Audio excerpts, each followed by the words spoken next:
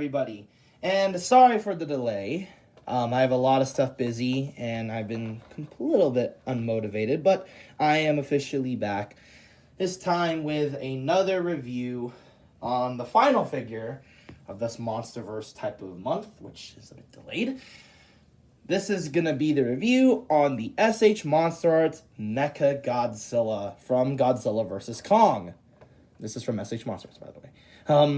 So anyways, here's a figure. I don't have the box with me. Here's a picture right here. Similar thing as the GvK Godzilla and Kong boxes. The same old orange and blue color scheme. The usual, like, tone and everything. You know how it is. And of course, there's also instructions on how to put on the hands and everything like that, which I'll get into much later.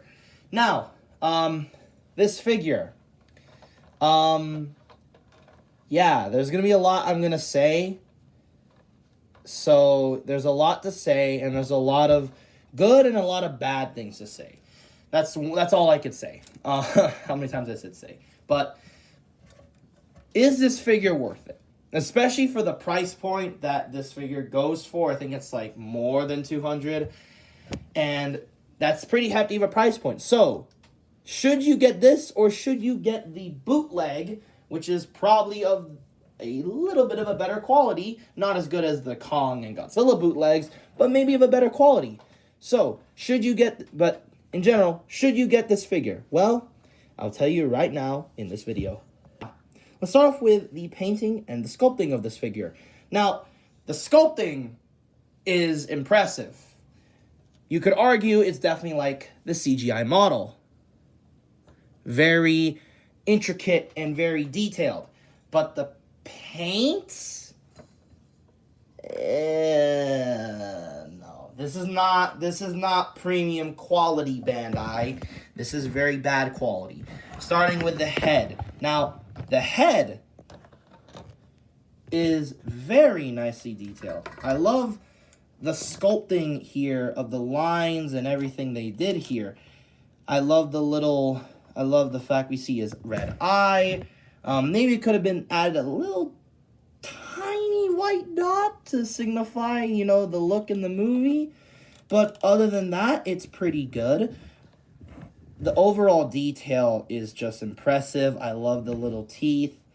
And then, of course, as we see in here, look at this. There's the teeth, little grinders there. However, there's no, if it's focused, there's no proton scream.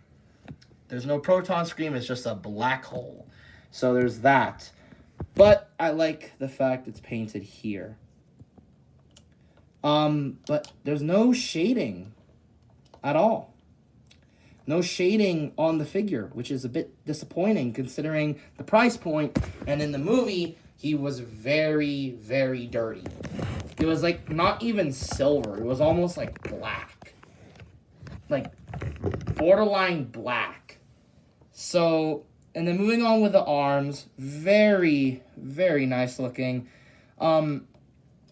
This is more on the design. I really think it's not a bad design. It's probably, my third favorite Mechagodzilla design.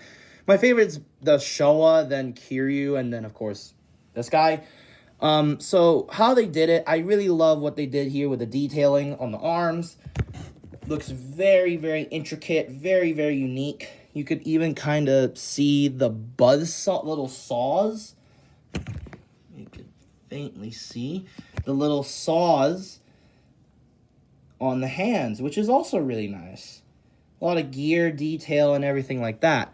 However, again, there's no shading. There's no dry brushing. So it thus makes the figure look really plain. And for the price, I don't know if you're able to pay for that. Moving on to the body, again, in the legs. Again, similar complaints I had with the head and the arms. But look at the shoulders. Look at the shoulders and the detail. Looks really good. Really like the detail.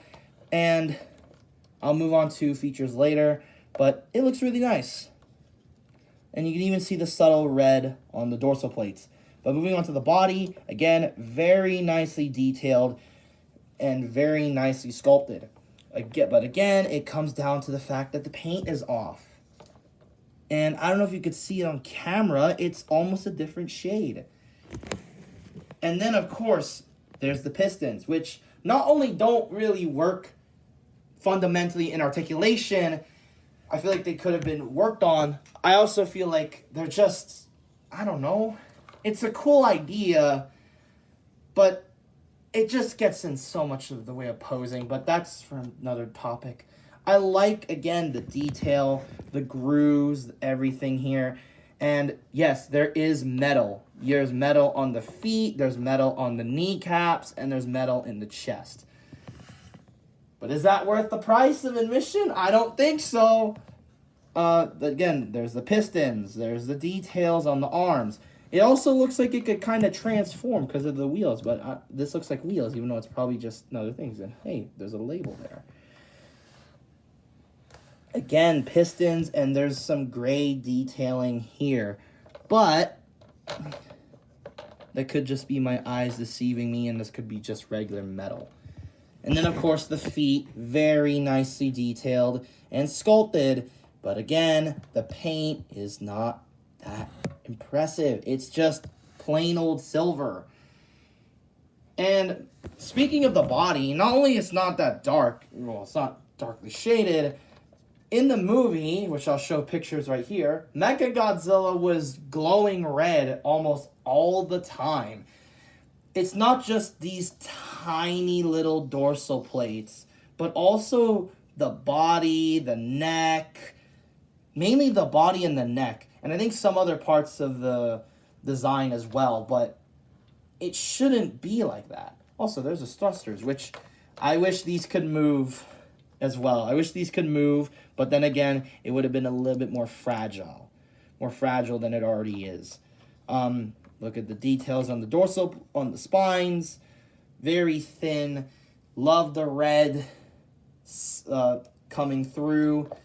Very, very nicely bright, but at the same time, you like pull back, it's not that noticeable until I give it like a good amount of light. And then the tail, which is also really good, very nicely sculpted. And then you get, of course, the drill tip, which is just a little rubbery, I think. A little bit rubbery. Wish, although, they could have added a ball-jointed, a alternate tail piece where they could have just given him the drill tip. But I'll discuss that a little bit later. So yeah, in terms of paint and sculpt, it's a little disappointing. It's very half and half. You get a really nicely sculpted Mechagodzilla with very intricate details and very intricate sculpting, but it doesn't help that the figure looks overall really plain looking, and there's just so much silver. There's no black shade. There's no dry brushing of black or dark gray. There's no red on the tails or the body or the neck, and it's just one whole piece. And what kind of makes this also underwhelming is, again, the accessories, which I mentioned before. May bring back the tray. These are the accessories. Just a couple of hands with removable fingers. That's cool, sure. And how to remove them is very simple. You just take this hand here, pop it off gently. Don't break it, by the way. I more likely just remove the fingers and then just kind of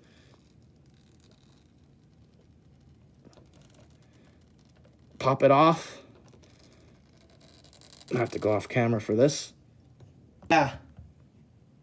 I don't know why that took so much effort on this hand. I guess it's just because I haven't removed the hand from here. But here, there it is. That's literally the difference. Or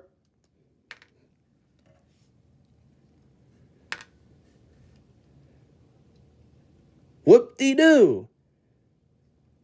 He has a new fingers. Why? Like, it's cool, I guess, but you could just make it hinge in the first place, but then again, it would have been very fragile. There's so many things they could have given this figure in terms of accessories. First, besides just the fact that the paint is just awful, it's just bland. The other thing too is they could have easily, and I mean easily, given this guy a proton stream effect. It could have been like a new part or something like that, but no, they didn't include that. They could have given us a drill tip tail when he's about to drill Kong's eye out, but they didn't. And of course, a lot of other things, including the articulation and the engineering. So let's move on with just that, the articulation and the engineering of this figure. And yeah, I also have a lot to rant about this one. Okay, so now articulation, I'll be honest, is a little underwhelming. There's a lot of good stuff, but then a lot of bad stuff. So starting off with the head, it is on my ball joint, and you could hear it. That is not good. I need to grease that thing. So there's that. You can look up this far, and you can look down this far. And it also presses into place for some odd reason. So if you want to extend it, you can get some tilt. Moving on again with also the jaw. I have to bring in the light closer real quick.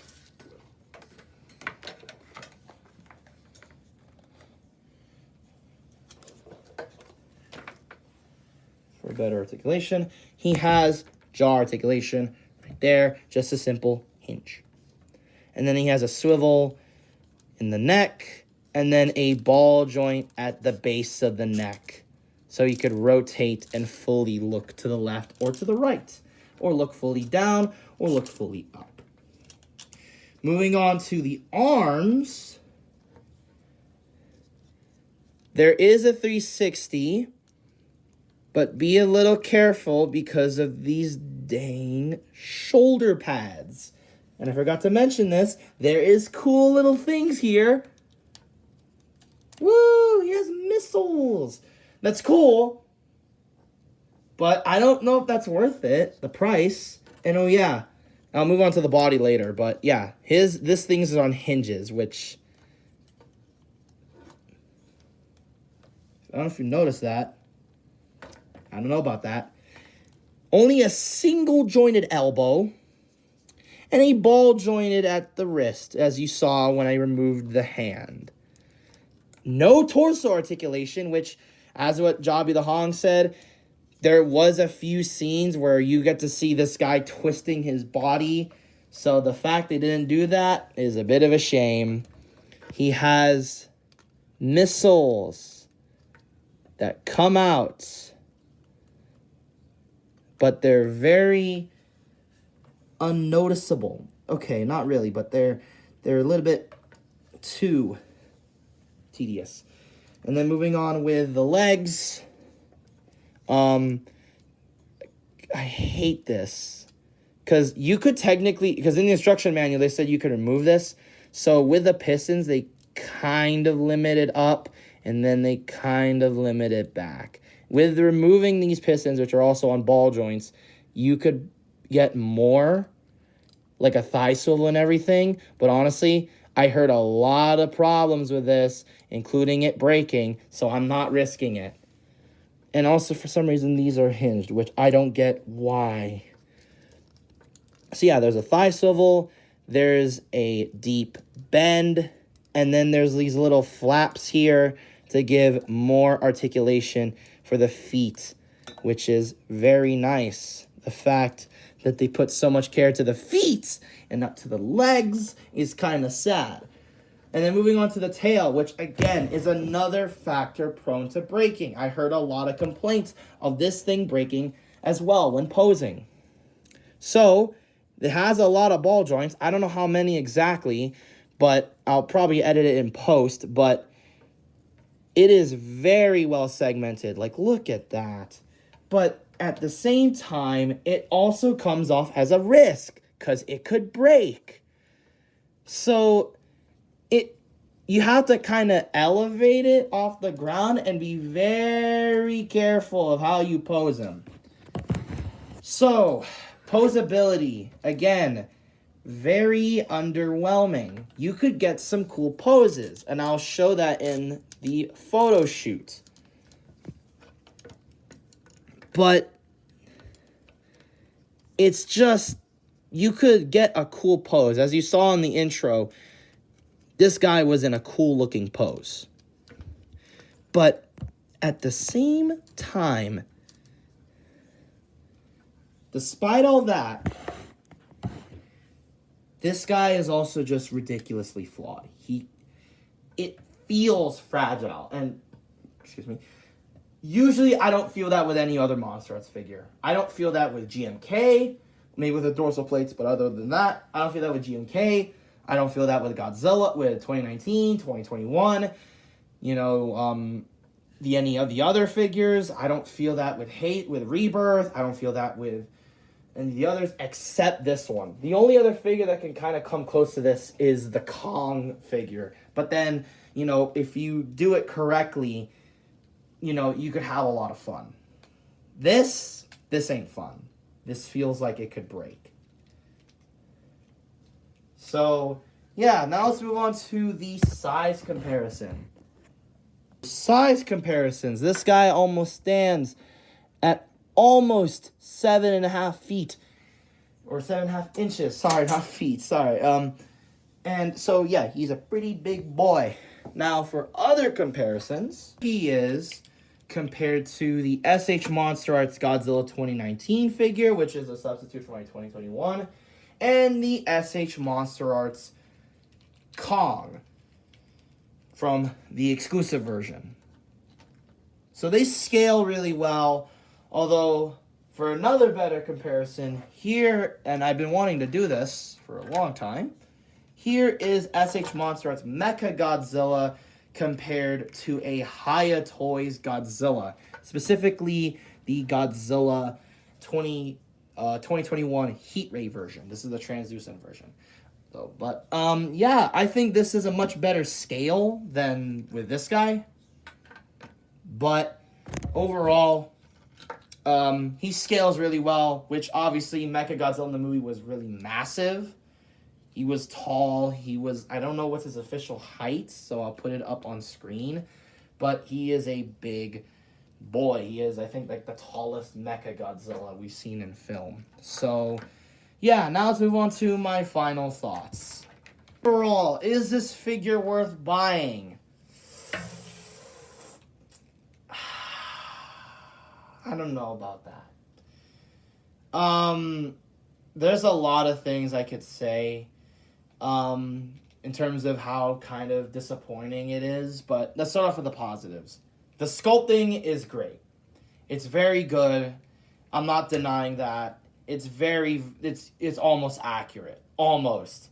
I think the scaling as well is so good. It's like perfect. And it works well with but at the same time with that, it also can't come off as a little too big. That's why it scales better with like with the Haya Toys Godzilla more than like 2019, because 2019 is a little bit small. But in general, it's a really good scale. He's big, and that's what he was in the movie. Now that's just the pros. The cons, there's a lot.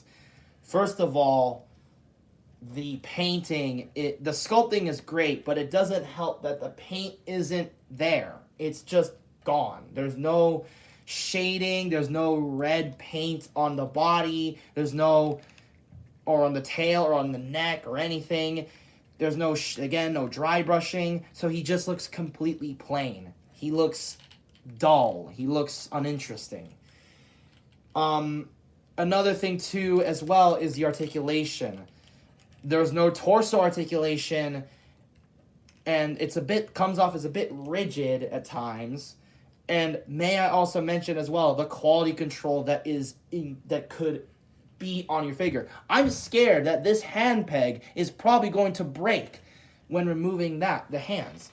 And as well, like, may I mention the pistons on the legs and the tail, which has been known to break, is just sad. The fact that this is happening is genuinely sad. And then moving on to another thing that's disappointing as well, accessories, or lack thereof. There's only a couple of hand options that will probably be like gone in a bin, and there's again no other accessories, no missile effects, no thruster effects. Maybe, in my opinion, a stand, which I don't know how that could work, but they could probably integrate it well.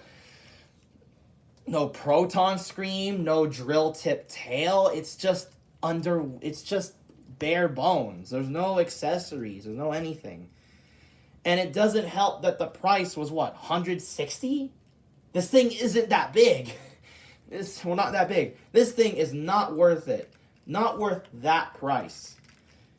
In general, all in all, if you want this figure, yeah, go ahead, buy it, I think this might be the closest we'll get to a proper articulated Mechagodzilla from the Monsterverse. But I'd also suggest you wait, and then if you could find it for a decent price, let's say 120-ish, then yeah, I'd say you go for it.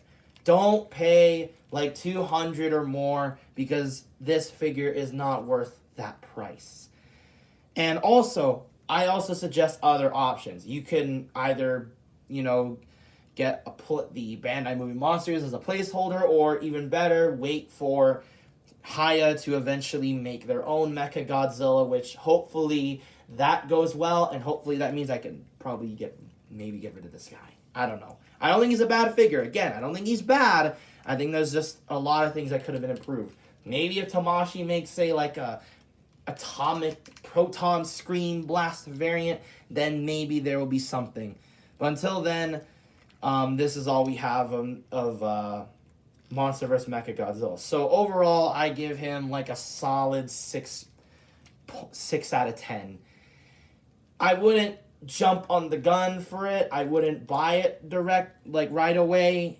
I suggest you wait a bit. Wait until maybe Hayas makes another version.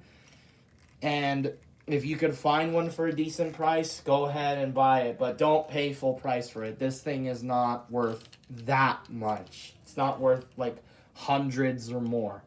So yeah, that's it for the review. Thanks for watching, and I will see you all later with something a little bit more brand new. So yeah, till next time. Bye-bye.